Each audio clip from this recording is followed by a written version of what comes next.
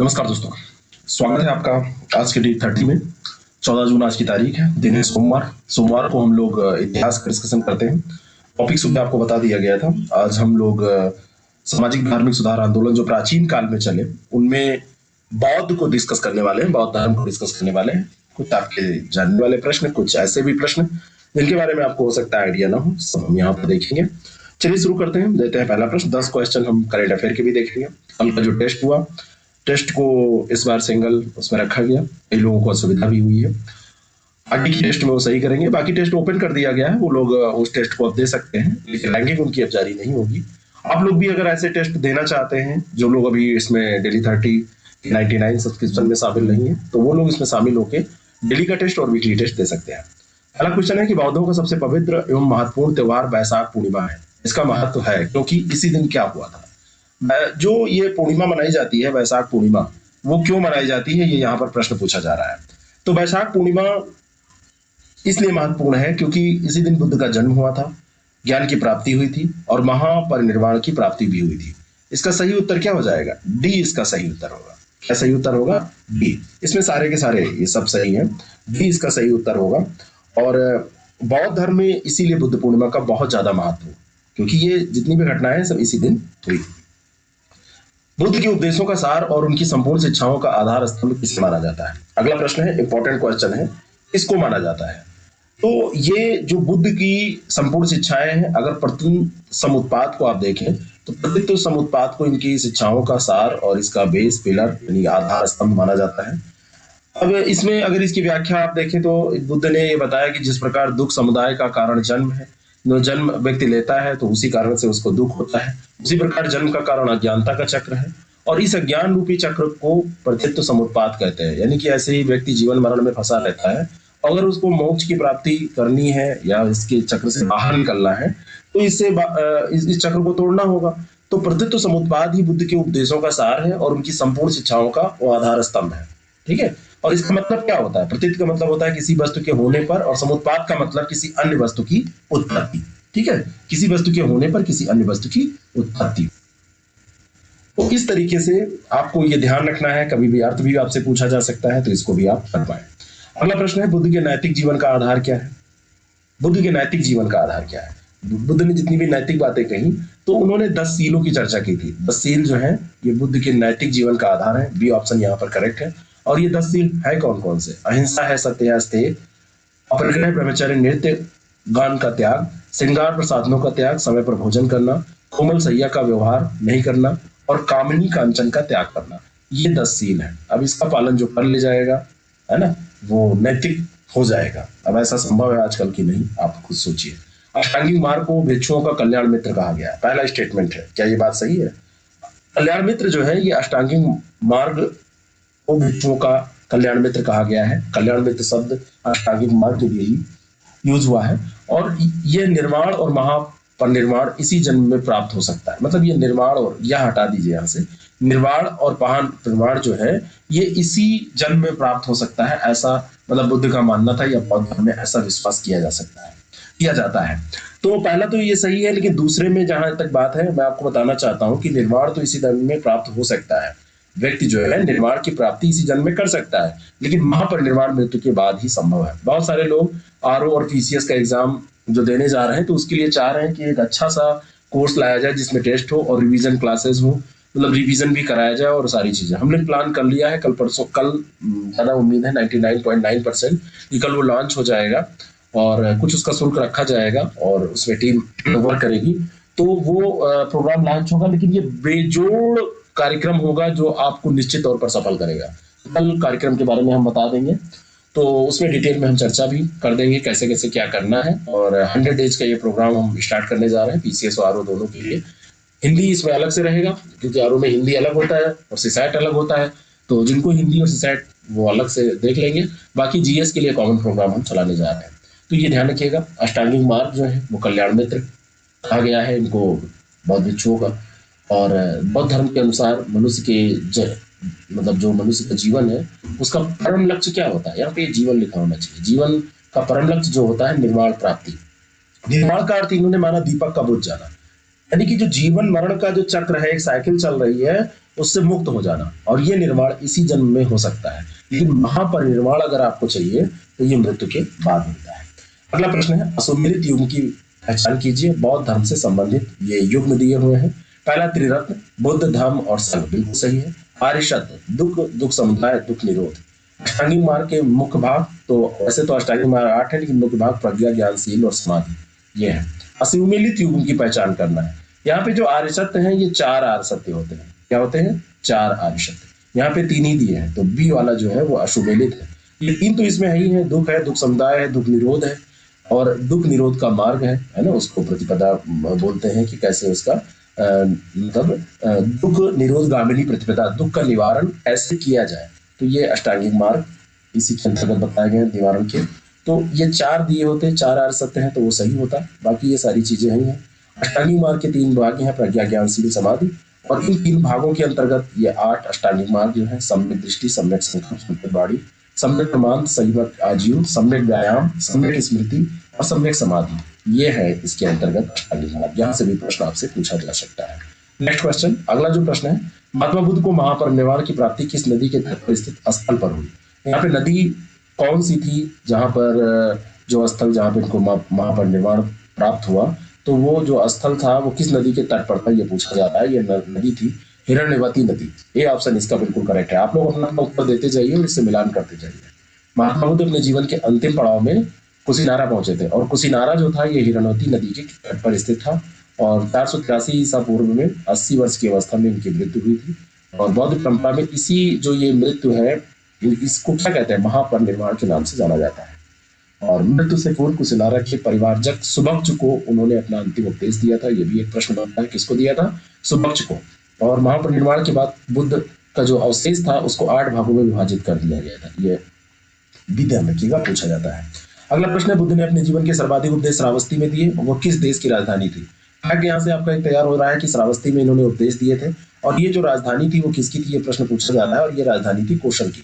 श्रावस्ती जो राजधानी थी वो कौशल की राजधानी थी। सबसे ज्यादा उपदेश इन्होंने यही दिए थे। श्रावस्ती आज एक उत्तर प्रदेश का जिला है, और बहराइच से आप आगे बढ़ेंगे तो श्रावस्ती पड़ेगा। बलरामपुर जब आप जाने लगेंगे तो श्रावस्ती में ही इन्होंने सर्वाधिक उपदेश दिए थे। उस समय ये कौशल जो महाजन हुआ करता था। बुद्ध ने अपना पहला उपदेश किसे दिया था? इंपॉर्टेंट क्वेश्चन है, इसमें आप कंफ्यूज भी हो सकते हैं। पहला उपदेश किसे दिया था? तो बुद्ध को जब ज्ञान की प्राप्ति हो गई, तो ज्ञान की प्राप्ति के पश्चात इन्होंने उपदेश देना जब प्रारंभ किया तो 5 ब्राह्मण सन्यासियों को पहला उपदेश दिया था। तपस्सु और कालिक मत टिक कीजिएगा अगर पहला उपदेश पूछा जाएगा। अगर ये प्रश्न आपसे पूछा जा सकता है कि ऐसा अगर पूछे कि महात्मा बुद्ध ने जो 2 शूद्र थे तो सर्वप्रथम उनको अनुयायी बनाया था, तो तपस्सु और कालिक थे जिनको अनुयायी बनाया था। लेकिन उपदेश अगर आपसे पूछा जाए तो 5 ब्राह्मण सन्यासी थे, उनको उपदेश दिया। और बौद्ध ग्रंथ में इसे धर्मचक्र प्रवर्तन के नाम से जाना जाता है। और बौद्ध संघ में प्रवेश सर्वप्रथम यहीं से प्रारंभ भी होता है। ठीक है। और ये जो मतलब उपदेश इन्होंने दिया था, एक चीज ये भी याद रखिएगा कि बोधगया से बुद्ध सारनाथ पत्तनम एवं वृंदाव आए, और यहाँ पर ही उन्होंने दिया था। कहाँ पर आए? सारनाथ है। सारनाथ को ऋषपत्तनम, वृंदाव, ये सभी वर्ड इसके लिए यूज होते हैं। तो ये भी स्थान भी पूछा जा सकता है। और बुद्ध ने अपने जीवन का सर्वाधिक उपदेश श्रावस्ती में दिया था, ये भी एक अलग प्रश्न है। और मगध को प्रचार प्रसार का केंद्र बनाया था। ठीक है, आगे बढ़ते हैं। सिद्धार्थ ने 39 वर्ष की अवस्था में गृह त्याग किया, पहला स्टेटमेंट है, और इसे बौद्ध धर्म में महान निष्क्रमण के नाम से जाना जाता है। और दूसरा है कि 6 वर्ष तक अथक परिश्रम एवं घोर तपस्या के बाद जब 45 ईयर के हुए, 45 साल के हुए, तो वैशाख पूर्णिमा की एक रात पीपल वृक्ष के नीचे निरंजना नदी के तट पर सिद्धार्थ को ज्ञान की प्राप्ति हुई। तो पहला स्टेटमेंट बाकी सही है, महान निष्क्रमण कहा जाता है, और गृह त्याग किया। यहाँ पे उम्र जो दी है ये 29 साल होनी चाहिए। और दूसरा जब पहला गलत हो गया तो दूसरा भी गलत हो जाएगा, तभी 6 वर्ष की तपस्या करने के बाद यहाँ पे 35 हो जाएगा। तो ये दोनों के दोनों स्टेटमेंट यहाँ पर गलत हो जाएंगे। डी इसका सही उत्तर हो जाएगा। 29 साल की इनकी उस समय अवस्था थी। बौद्ध धर्म में महान निष्क्रमण के नाम से जाना जाता है इस घटना को, जब उन्होंने गृह त्याग किया था। और उसके बाद अनोमा नदी के तट पर ये पहुंचे, और अपने सिर को इन्होंने क्या किया? मुड़वा दिया, और मुड़वा कर भिक्षुओं का कासाय वस्त्र धारण कर लिया। 7 वर्षों तक ज्ञान की खोज में इधर उधर भटकते रहे लगभग। और ये माना जाता है कि जब उम्र इनकी 35 साल की थी, मतलब ये 6 वर्ष तक अथक परिश्रम घोर तपस्या इन्होंने किया। ये मोटा मोटा 7 वर्ष ऐसा भी मिलता है कि 6 वर्ष तक इन्होंने जो परिश्रम किया, तपस्या किया। और उसके बाद में इनको पीपल का वृक्ष था, वैशाख पूर्णिमा की दिन की बात है, ये हमने बात की है। निरंजना या पुनपुन नदी के तट पर सिद्धार्थ को ज्ञान की प्राप्ति हुई और इसी दिन से वे तथागत हो गए और ज्ञान प्राप्ति के बाद गौतम बुद्ध के नाम से वो प्रसिद्ध हुए। तो इसको ध्यान रखिएगा। अगला जो प्रश्न है, पहला स्टेटमेंट है, महात्मा बुद्ध का जन्म नेपाल की तराई में स्थित कपिलवस्तु लुम्बिनी ग्राम में शाक्य क्षत्रिय कुल में 563 ईसा पूर्व में हुआ था। पहला स्टेटमेंट क्या सही है, बताइए। पहला स्टेटमेंट क्या सही है? ध्यान से, बहुत ही ध्यान से इसको पढ़िएगा। क्या पहला स्टेटमेंट सही है? कुछ उसमें गड़बड़ तो नहीं दिया है? बिल्कुल सही स्टेटमेंट है, इसमें कुछ गड़बड़ नहीं है। 3 प्रश्न है इसमें। नेपाल में है ये जगह, कपिलवस्तु लुम्बिनी ग्राम है और इसको भी मिला ले 563 ईसा पूर्व की बात है, तो ये भी सही है। और सिद्धार्थ जब बड़े हुए तो इनका विवाह किया गया साकी कुल की कन्या यशोधरा से, या साकी कुल की थी, यहाँ पे भी डाउट तो नहीं है आपको, तो ये भी सही है। दोनों के दोनों स्टेटमेंट यहाँ पर सही है, बिल्कुल सही स्टेटमेंट दोनों दिए, सी इसका उत्तर हो जाएगा।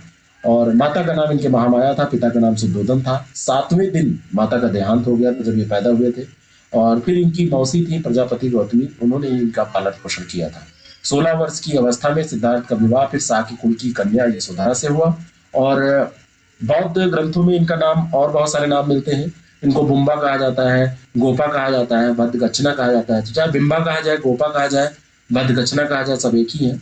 और सिद्धार्थ ने यशोधरा को एक पुत्र मतलब एक पुत्र इनको हुआ था, तो इसका नाम राहुल था। ये नाम भी पूछा गया है, राहुल इसका नाम था।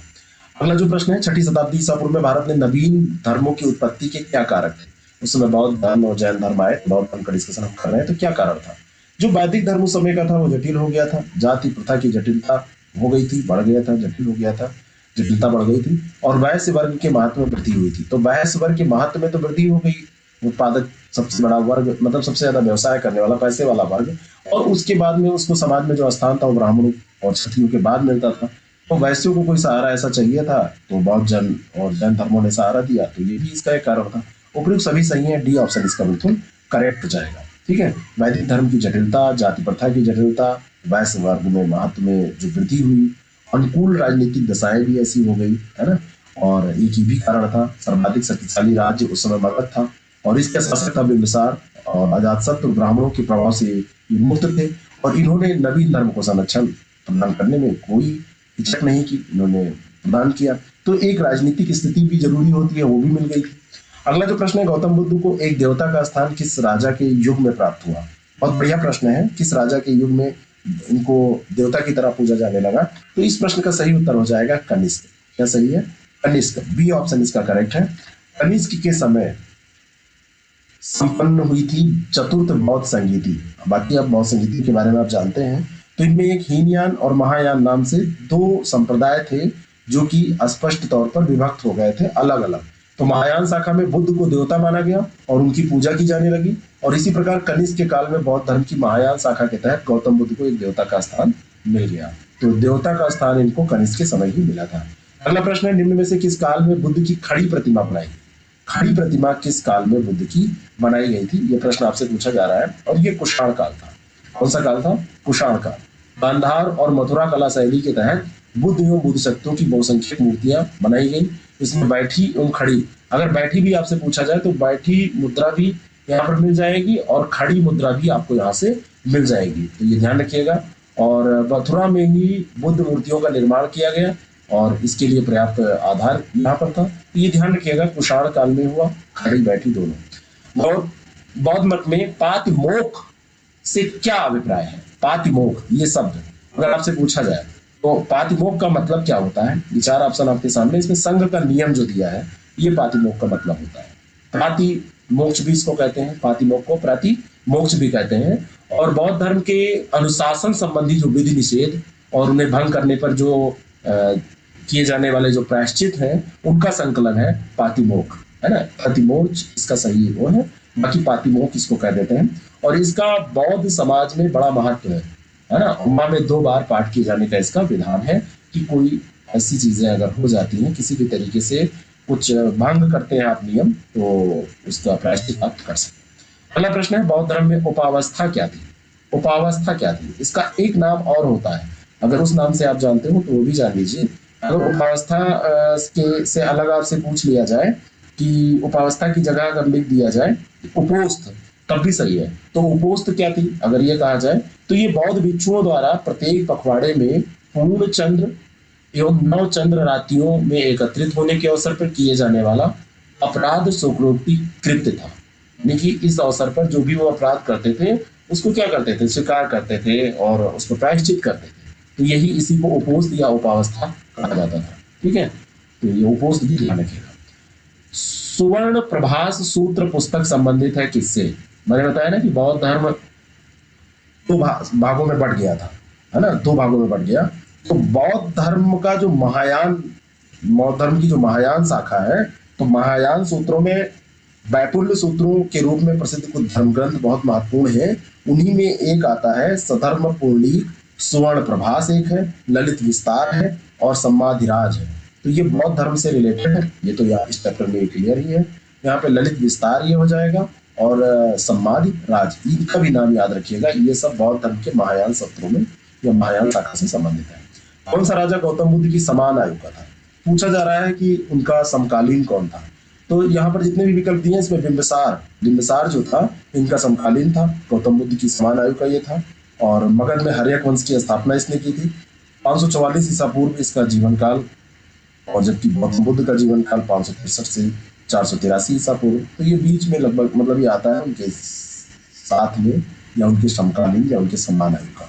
अगला जो प्रश्न है, व्रजच्छेदिका नामक ग्रंथ संबंधित है, किससे संबंधित है? तो व्रजच्छेदिका जो नामक ग्रंथ है ये असंग के द्वारा रचित है। सबसे पहले तो ये जान लीजिए, इसके जो रचयिता है वो असंग है, असंग के द्वारा ये रचित है और ये महायानों से संबंधित है। वैसे पूछा जाएगा तो बौद्ध आप कह देंगे, बाकी ये महायानों से संबंधित है, ध्यान रखिएगा। और महायान संप्रदाय से संबंधित करके भी आपसे ये प्रश्न पूछा जा सकता है। अगला जो प्रश्न है, निम्नलिखित में से कौन सा राज्य बुद्ध के जीवन से संबंधित था? किससे संबंधित था? बुद्ध के जीवन से संबंधित था। अवंती, गांधार, कौशल, मगध, ये 4 राज्य आपके सामने हैं। तो इनमें से 2 राज्य ऐसे यहाँ पे देखिए दिए हुए हैं, एक कौशल है, एक मगध है, जहाँ पे बुद्ध ने अपने जीवन में बहुत सारे, मतलब जैसे आप कौशल राज्य में श्रावस्ती की बात हमने की है, तो वहां पे कौशल राज्य का संबंध इनसे हो जाएगा। वहां पे सबसे ज्यादा इन्होंने क्या किया, उपदेश दिए थे। ऐसे मगध से भी तो अपनी शिक्षा के प्रचार प्रसार के लिए मगध और कौशल का मुख्य तौर पर इन्होंने क्या किया था, भ्रमण किया था और वहां पर समय गुजारा था। तो ये कौशल और मगध, तीसरा और चौथा ये सही हो जाएंगे। सी ऑप्शन इसका बिल्कुल करेक्ट हो जाएगा। ठीक है, नेक्स्ट क्वेश्चन। अगला जो प्रश्न है, आलार कलाम कौन थे? ये प्रश्न भी पूछा गया है, बहुत ही इंपॉर्टेंट है। तो इनके शिष्य थे या गुरु थे या क्या थे, या बौद्ध भिक्षु थे? तो यहाँ पर आपको बताना चाहता हूँ कि बुद्ध के एक गुरु थे आलार कलाम, है ना। महानिष्क्रमण जब इन्होंने किया, यानी घर त्याग कर दिया, तो उसके बाद में ज्ञान की खोज में जब महात्मा बुद्ध निकलते हैं तो सबसे पहले आलार कलाम से ही भेंट होती है। उनके आश्रम ये पहुंचते हैं। आलार कलाम के आश्रम में ये तपस्या करते हैं, लेकिन ये संतुष्ट वहां पे नहीं होते हैं। आलार कलाम जो थे ये सांख्य दर्शन के आचार्य थे और अपनी साधना शक्ति के लिए ये बहुत विख्यात थे। छोटी छोटी गलतियां इसमें मात्रा पाई गई, देखिए मैं इसको कोशिश करूंगा सही हो जाए। और अपनी साधना शक्ति के लिए बहुत विख्यात थे, लेकिन उनके साथ भी ये संतुष्ट नहीं होते हैं। तो फिर अलग से ये अपना निकल पड़ते हैं और 6-7 वर्ष ये घूमते टहलते हैं, कठिन परिश्रम करते हैं, तपस्या करते हैं, फिर इनको ज्ञान की प्राप्ति होती है। चलिए करंट अफेयर के अच्छे प्रश्नों को देखते हैं। हाल ही में किस महिला को टाट के अध्यक्ष के पद के लिए चुना गया है? छोटे छोटे प्रश्न हैं। तो ये है रेबेका ग्रिन्सपैन। तो रेबेका ग्रिन्सपैन ये महिला है जो कि अंकटाट के पद के लिए इनको चुना गया है, अध्यक्ष पद के लिए। और ये वो कोस्टारिका की एक अर्थशास्त्री हैं और जिनेवा स्थित अंकटाट का नेतृत्व करने वाली पहली महिला और मध्य अमेरिकी होंगी, ये ध्यान रखिएगा। और महासचिव एंटोनियो गुटेरेस इस समय है। उन्होंने अंकटाट के महासचिव के रूप में इनको नामित किया। और नहीं यहाँ पर ये नहीं, सही उन्होंने नामित नहीं किया, ये गलत मैं बोल रहा हूँ। महासचिव एंटोनियो गुटेरेस द्वारा उन्हें अंकटाट के महासचिव के लिए नामित किया गया था। ठीक है, सही है, नामित किया गया था, बिल्कुल सही है। मैंने देखा नहीं था, मैं ऐसे बोल गया था। तो ये जो अंकटाड है, UNCTAD United Nations conference on trade and development, इसका फुल फॉर्म है व्यापार और विकास पर संयुक्त राष्ट्र सम्मेलन। और इसकी स्थापना 1964 में अंतर सरकारी निकाय के रूप में की गई थी। और ये जो है व्यापार, निवेश और विकास संबंधी मुद्दों से संबंधित रहता है। और विकासशील देशों में, ये ध्यान रखिएगा, ये लाइन व्यापार, निवेश और विकास के अवसरों को अधिकतम करने का यह प्रयास करता है। यानी कि जो डेवलपिंग कंट्री है वहां पर इसका मुख्य कार्य क्षेत्र रहता है। और समान आधार पर विश्व अर्थव्यवस्था में एकीकृत करने में ये मदद करता है, सहायता करता है। नेक्स्ट क्वेश्चन, अगला जो प्रश्न है, हाल ही में किस मंत्रालय ने नमस्ते योग नामक एक मोबाइल एप्लीकेशन लॉन्च किया है? 21 जून को अंतर्राष्ट्रीय योग दिवस है ना, तो ये मनाया जाएगा। तो ये जो नमस्ते योग मोबाइल एप्लीकेशन है, ये आयुष मंत्रालय के द्वारा लॉन्च किया गया है। और ये एक मिनट, हाँ बिल्कुल सही है। यहाँ पे देखिए, ये जो कार्यक्रम है, इस कार्यक्रम का आयोजन जो होगा, यहाँ पर देखिए क्या 21 जून के लिए कर्टन रेजर इवेंट के दौरान नमस्ते योग नामक एक एप्लीकेशन लॉन्च की गई। तो 7वें अंतर्राष्ट्रीय योग दिवस किस तारीख को मनाया जाता है? 11 जून यहाँ पे क्यों दिया हुआ है? 1 मिनट,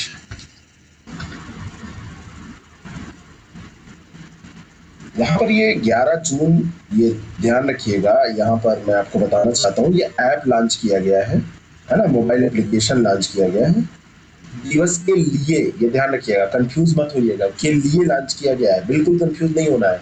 21 जून को योग दिवस होगा, तो इसमें ये के लिए बात हो रही है, न कि 11 जून। कंफ्यूज मत होइएगा कि आप कहें कि इसमें गलत बता दिया गया था। और ये जो आयुष मंत्रालय है, इसने जो एप्लीकेशन लॉन्च किया है, तो इस एप्लीकेशन के तहत मतलब जो नमस्ते योग ऐप है, जनता को एक सूचना मंच के तौर पर ये उपलब्ध कराया गया है। सूचना इसमें मिलेगी उनको, और जागरूकता फैलाने के लिए योग के बारे में, करें योग, रहें निरोग, कैसे कैसे कौन से योग करने चाहिए, क्या किसके फायदे हैं, ये सारी चीजें इसमें रहेंगी। बाकी योग दिवस के दिन जो होगा हम बात करेंगे। अंतर्राष्ट्रीय एल्बिनिज्म जागरूकता दिवस प्रतिवर्ष मनाया जाता है। ये छोटी छोटी चीजें भी बड़ी इंपॉर्टेंट होती हैं। कोई अटपटे सवाल आपने देखे होंगे, पूछे जाते हैं, जो दिवस कभी चर्चा में रहते ही नहीं, उनको पूछ लिया जाता है। तो ये मनाया जाता है 13 जून को। कब मनाया जाता है? 13 जून को। और हर साल अंतर्राष्ट्रीय एल्बिनिज्म जागरूकता दिवस जो मनाया जाता है, ये इससे प्रभावित जो लोग हैं उनके प्रति, मतलब उनमें जागरूकता फैलाने इस रोग के प्रति, और इन प्रभावित व्यक्तियों के मानवाधिकारों का जश्न मनाने के लिए ये कार्य किया जाता है। ये आनुवंशिक विकार होता है, और आनुवंशिक रूप से ये मिलता है इससे पीड़ित लोगों को। त्वचा, आंख और बाल में इसमें क्या होता है, पिगमेंटेशन की कमी होती है। और यदि माता पिता दोनों में एल्बिनिज्म का जीन है, तो जन्म के समय बच्चा भी इससे प्रभावित हो सकता है। 17,000 में से एक व्यक्ति यूरोप और उत्तरी अमेरिका में एल्बिनिज्म से प्रभावित होता है। और उप सहारा अफ्रीका में इसको देखा जाए तो 1400 में से एक व्यक्ति से प्रभावित होता है। भारत में क्या है, कुछ आंकड़े नहीं है। तो ये सब प्रभाव, ये आनुवंशिक रोग है, ये पूछा जा सकता है आपसे। इस बार की थीम है स्ट्रेंथ बियॉन्ड ऑल ऑड्स, है ना, स्ट्रेंथ बियॉन्ड ऑल ऑड्स। कुछ भी ये सब भिन्नताएं हो, कभी शक्तिशाली होना, है ना। अगला जो प्रश्न है, चीन के बेल्ट एंड रोड इनिशिएटिव का मुकाबला, BRI का मुकाबला करने के लिए G7 नेताओं ने किस पहल को लॉन्च किया है? तो G7 के जो नेता हैं, उन्होंने build back better world, B3W, ये लॉन्च किया है। चीन की जो BRI है, BRI के बारे में आपको बताना चाहता हूँ कि ये 2013 में इसको शुरू किया गया था। और सी जिनपिंग की ये विदेश नीति का सबसे महत्वपूर्ण हिस्सा है। उनका विदेश नीति का केंद्र बिंदु इसको माना जाता है। रेल मार्ग का विकास करना, सड़कों का विकास करना, हवाई अड्डे, बांध, रेल सुरंग, गगनचुंबी इमारतें, ये सब इसके अंतर्गत डेवलप की जाती है। अब अगर ऐसे ही रहा तो धीरे धीरे इसका प्रभाव बढ़ेगा। तो G7 नेताओं ने BRI का मुकाबला करने के लिए विकासशील देशों की मदद के लिए B3W, build back better world नामक नई पहल शुरू की। और इसका उद्देश्य क्या होगा, वही सारी चीजें इसके अंतर्गत की जाएंगी। विकासशील दुनिया में $40 ट्रिलियन से अधिक के जो इंफ्रास्ट्रक्चर डेवलपमेंट का काम है, उसको करने को मतलब ये प्रयास इस पे किया जाएगा, उसको करने का। और B3W जो आने वाले वर्ष है, उनमें निम्न और मध्यम आय वाले जो देश है, उनको इंफ्रास्ट्रक्चर डेवलपमेंट के लिए, उनमें निवेश करने के लिए, मतलब एक कह सकते हैं कि कैटलिस्ट का काम करेगा, कैटलाइज को प्रेरित करेगा। तो ये ध्यान रखिएगा कि ये G7 नेताओं ने क्या शुरू किया है, B3W।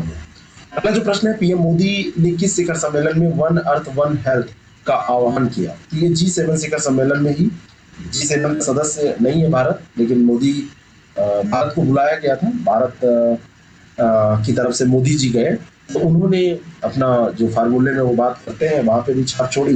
One earth one health का संदेश दिया। और आजकल कोविड के कारण ये जरूरी भी है, ठीक है। और इसमें भारत के मतलब यहाँ पर एक मुद्दा और उठाया गया, तो महामारी से लड़ने के लिए भारत के समग्र समाज के दृष्टिकोण पर प्रकाश उन्होंने डाला, और सामूहिक प्रयास जो जरूरी है विश्व स्तर पर, उनकी बात उन्होंने की पीएम ने। और भारत के समर्थन की प्रतिबद्धता जताई उन्होंने, और उन्होंने कोविड संबंधी जो तकनीक है उस पर ट्रिप्स छूट के लिए भारत और दक्षिण अफ्रीका द्वारा डब्ल्यूटीओ में लाए गए प्रस्ताव के लिए G7 का समर्थन मांगा। अब जो ट्रिप्स छूट है वो क्या है, तो ट्रिप्स छूट से टीकों की लागत में काफी कमी आ जाएगी अगर ये छूट मिलती है उनको।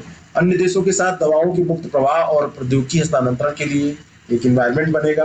ट्रिप्स समझौता बौद्धिक संपदा अधिकारों में से एक बहुपक्षीय समझौता है, जिसमें पेटेंट, कॉपीराइट, अघोषित सूचना का संरक्षण, व्यापार रहस्य और औद्योगिक डिजाइन शामिल है। 1995 से ये लागू हुआ था, तो ये ध्यान रखिएगा। नेक्स्ट क्वेश्चन, निम्नलिखित बातों पर विचार करें। 10 जून को दुनिया भर में विश्व रक्तदाता दिवस मनाया जाता है। 10 जून को, क्या ये बात सही है? विश्व रक्तदाता दिवस 10 जून को मनाया जाता है। तो पहला स्टेटमेंट बिल्कुल गलत है, क्योंकि ये 14 जून को मनाया जाता है। और दूसरा है कि इसकी थीम है give blood and keep the world beating, तो दूसरा ये सही है, केवल 2 इसका सही उत्तर हो जाएगा। 14 जून को ये मनाया जाता है। इसकी थीम याद रखिएगा। कार्ल लैंडस्टीनर जो जीव विज्ञानी थे, एक ऑस्ट्रियाई जीव विज्ञानी थे, ऑस्ट्रेलियाई नहीं, ऑस्ट्रियाई चिकित्सक थे, प्रतिरक्षा विज्ञानी थे, उन्हीं का जन्म दिवस ये होता है, उसी पर रक्तदाता दिवस ये मनाया जाता है। नेक्स्ट क्वेश्चन, अगला जो प्रश्न है, हाल ही में भारतीय मूल की किस पत्रकार ने पुलित्जर पुरस्कार 2021 जीता है? भारत की नहीं है, भारतीय मूल की है, और इनका नाम है मेघा राजगोपालन। मेघा राजगोपालन ने पुलित्जर पुरस्कार जीता, और इनके पापा ने इनको बधाई दी थी, तो वो व्हाट्सएप का स्क्रीनशॉट खूब वायरल हुआ था, याद आया ना। और पुलित्जर पुरस्कार की अगर बात करें तो पुलित्जर पुरस्कार अमेरिका में अखबार, मैगजीन, ऑनलाइन पत्रकारिता, साहित्य, संगीत के लिए दिया जाता है। 1917 में यह स्थापित हुआ था। 21 श्रेणियों में दिया जाता है, और प्रत्येक विजेता को एक प्रमाण पत्र के साथ $15,000 इनाम के रूप में दिया जाता है, ठीक है। तो ये जो पुरस्कार इनको दिया गया है, मेघा को, तो चीन के सिंजियांग प्रांत में उइगर मुसलमानों के लिए बनाए गए डिटेंशन कैंपस की जानकारी दुनिया तक पहुंचाने के लिए इनको ये पुरस्कार दिया गया है। और उइगर और अन्य तुर्क मुसलमानों को नियंत्रित करने के लिए चीन ने प्रयास तेज कर दिए इसी के बाद में सिंजियांग प्रांत में। और चीन ने कई प्रकार के कार्यक्रम शुरू किए हैं, महिलाओं की नसबंदी, शिविरों में बड़े पैमाने पर इंटर्नशिप, जबरन श्रम कार्यक्रम, व्यापक तकनीकी और मानव निगरानी इत्यादि। और चीन इन सभी आरोपों को वैसे खारिज करते हैं, चीन खारिज कर देता है, और ये सब मामला उजागर किया था मेघा ने कि ऐसा ऐसा वो करता है चीन। अगला जो प्रश्न है, digital publisher content givenness council के शिकायत निवारण बोर्ड के अध्यक्ष के रूप में इसको नियुक्त किया गया है, और इनका नाम है अर्जन कुमार सीकरी। क्या नाम है? अर्जन कुमार सीकरी। सी ऑप्शन इसका करेक्ट है, अर्जन कुमार सीकरी को चुना गया है। और ये आपसे ऐसे भी शॉर्ट फॉर्म में पूछा जा सकता है, DPCGC के शिकायत निवारण बोर्ड की अध्यक्षता कौन करेगा? तो ये भी इंटरनेट और मोबाइल एसोसिएशन ऑफ इंडिया ने ये घोषणा की है। इतना ही इसमें ध्यान रखना है आपको। अगला प्रश्न है, ग्राहक हर महीने अपने ATM से कितने मुफ्त लेन देन कर सकते हैं? तो अभी हाल में इसमें क्या किया गया, जो शुल्क होता है ट्रांजेक्शन शुल्क, तो उसको बढ़ाया गया 15 रुपये से, क्या कर दिया गया, 15 रुपये से बढ़ाकर 17 रुपये कर दिया गया है ना। प्रति लेन देन जो इंटरचेंज शुल्क होता है, जैसे आपका SBI का है, दूसरे से निकाला, या अब तो सब में लगता है ये, तो 15 से 17 रुपये कर दिया गया। सभी केंद्रों में गैर वित्तीय लेन देन के लिए 5 रुपये से बढ़ाकर इसको 6 रुपये किया गया, और वो जो इंटरचेंज शुल्क जिसको बोलते हैं वो 15 से 17 रुपये कर दिया गया। लेकिन 5 इसमें ट्रांजेक्शन जो है ATM में मुफ्त लेन देन, आप 5 ट्रांजेक्शन कर सकते हैं, ये ध्यान रखिएगा। 5 फ्री हैं, बाकी आप करेंगे तो ये सारी फीस जो है। तो ये ATM का फुल फॉर्म आपको पता ही होगा, ऑल टाइम मनी नहीं होता है, ऑटोमेटेड टेलर मशीन होता है। 1 अगस्त 2021 से लागू होगा ये, और RBI ने वित्तीय लेन देन के लिए प्रति लेन देन इंटरचेंज शुल्क को बढ़ाकर 15 से 17 रुपये किए हैं, इसी कारण से चर्चा है। तो ये प्रोग्राम कैसा लगता है ये जरूर हमको बताएं, और बाकी जो चीज़ें हैं उनका लाभ उठाना चाहते हैं तो आप लोग IAS प्रेप अकेडमी ऐप को डाउनलोड करें, वहाँ पे करंट अफेयर भी आपको पढ़ने फ्री में मिलता है। बाकी प्रोग्राम्स आप वहाँ से ज्वाइन कर सकते हैं, ये प्रोग्राम भी वहाँ पे 99 रुपीज़ में उपलब्ध है। हाल ही में इजराइल के नए प्रधानमंत्री के रूप में किसने शपथ ली है? नेतन्याहू का नाम अब डिलीट कर दीजिए, और नफ्ताली बेनेट का नाम वहाँ पे सेव कर लीजिए। आपके कॉन्टेक्ट लिस्ट में अगर हो तो उनका नाम हटा दीजिए। अब वो इजराइल के प्रधानमंत्री नहीं रहे। नेतन्याहू की बात अगर करें तो भारत से काफी अच्छा इनका संबंध रहा है, लंबा कार्यकाल इनका रहा है। अब नफ्ताली बेनेट जो है, जो कि अभी वहां के रक्षा मंत्री थे पहले, पूर्व रक्षा मंत्री थे, और अब वहां के प्रधानमंत्री बन गए हैं। बहुत ही मतलब जो मुकाबला हुआ बहुत करीबी मुकाबले से 60 और 59 मतों का ये मुकाबला हुआ है, एक वोट का अंतर था। इन्होंने हराया है नेतन्याहू को। नेतन्याहू सबसे लंबे समय तक, है ना, 12 साल वहां के प्रधानमंत्री के तौर पर काम किया है।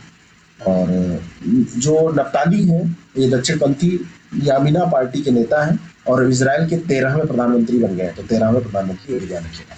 कैसा लगा आपको डेली 30? ये जरूर बताएं और लोगों तक पहुंचाएं इसको, जिससे कि इसका लाभ लोग उठा सके। आरओ और पीसीएस दोनों के लिए हम टेस्ट सीरीज के साथ एक रिवीजन कोर्स लॉन्च करने जा रहे हैं। 100 डेज का प्रोग्राम होगा। बहुत ही एक व्यवस्थित प्रोग्राम वो होगा।